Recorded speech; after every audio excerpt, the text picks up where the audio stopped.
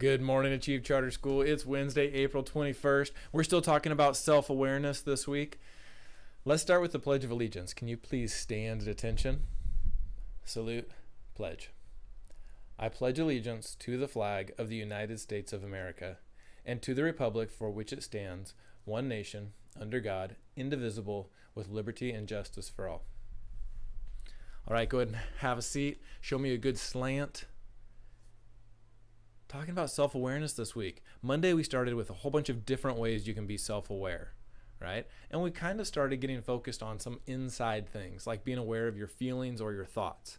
Tuesday, Mrs. Tickle went farther into that, right? And even talked about some strategies. Like if you know how you're feeling, then you can make a plan. If you know what you're thinking, then you can make a plan. We talked about this way back at the start of the year.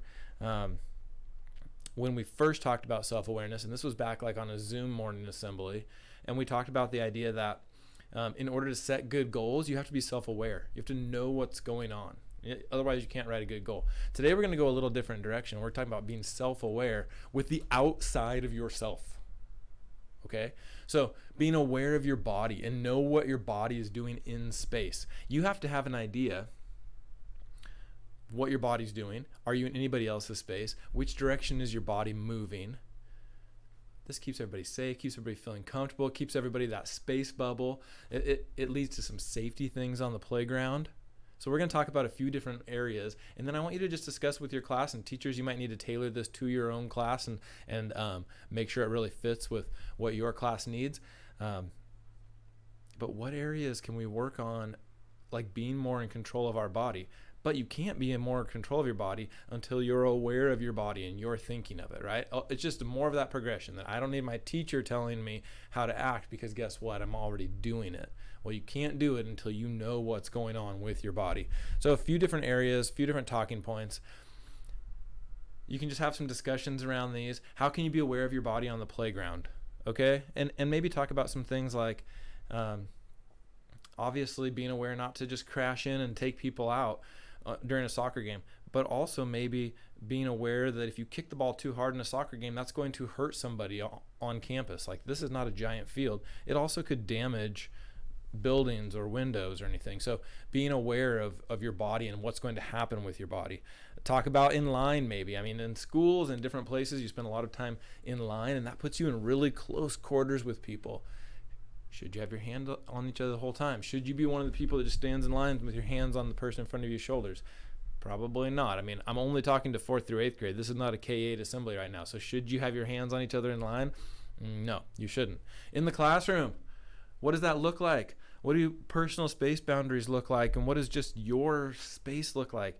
Including your stuff. Like, does your stuff spill over onto your neighbor's desk? Like, all those kind of things you could talk about. Students, I'm sure you have a whole list of other things you want to bring up. Teachers, same. I put a little question mark one in there. That could just be personalize it for yourself. I'm going to throw that slide up for a second, and then I'm going to do something really strange. Okay, I've never done this, but today we're doing this. I'm going to throw that slide up. I'm going to give a little countdown on my hands. 4th and 5th, you're probably going to want to pause it right there. You can watch the rest. It's not a secret. But then we're going to part B for middle school, where we're going to do a little bit of self-awareness, and also, like, you know, that physical self-awareness that we're talking about with relationships that you might be having. So if you want to pause, here's your chance to pause. If you want to stick around for relationships, stick around for that. Everyone else, have a great day.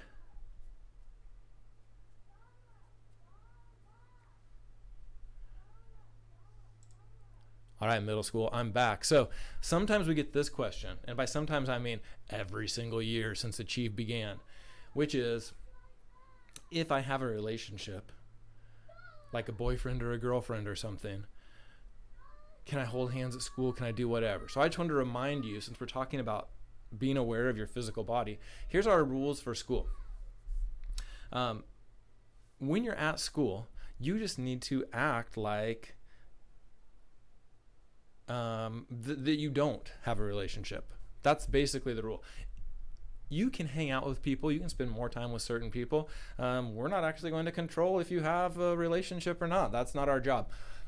but an adult on campus shouldn't be able to tell. So that would mean, yeah, when you're being aware of your body, that means no holding hands, no, arms around each other, all kinds of stuff like that. So if you need to discuss that a little bit, you can. I haven't really noticed that being an issue lately, though.